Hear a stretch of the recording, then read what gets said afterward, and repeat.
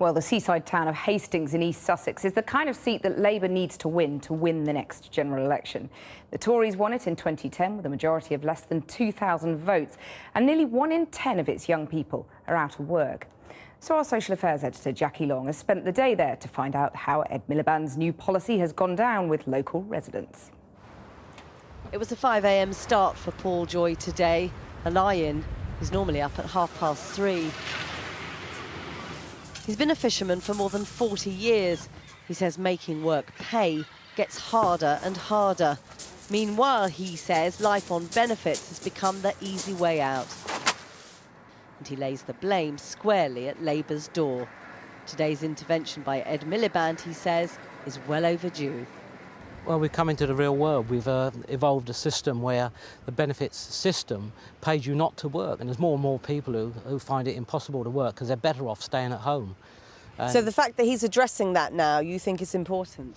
Well, who put it there in the first place? Let's be perfectly honest.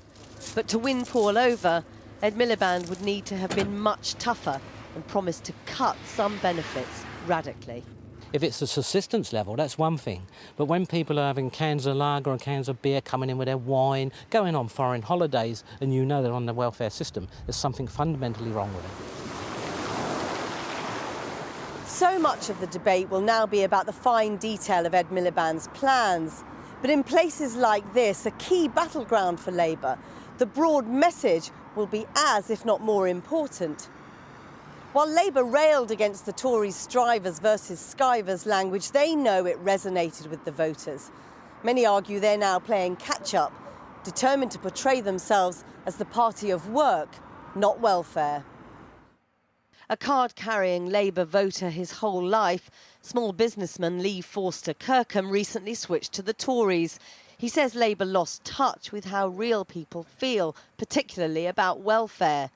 The party's moves to finally end universal benefits are, he says, in the right direction.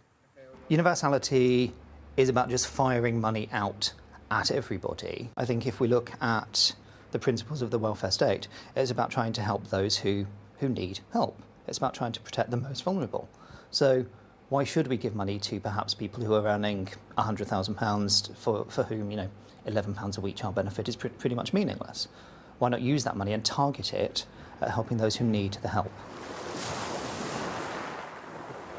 Work is at the heart of Ed Miliband's planned reforms.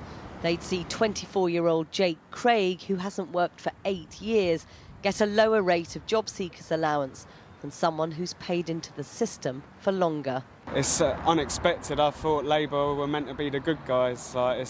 You expect it from the Tories to be horrible and draconian about things, but now I think you're getting more honesty from Cameron's side and more dishonesty from Miliband's side. It's kind of a hidden package with them. You don't really know quite what you're getting. But what about, we spoke to a fisherman who gets up at 3:30 every day to go to work, and he resents paying out for people who aren't doing anything. Well, I'd say don't be angry at the person lower than you, be angry at the person above you who sets the rules, do you know what I mean? Have a bit of common sense about it. But the Labour leader knows people are angry about welfare. Polling shows him that.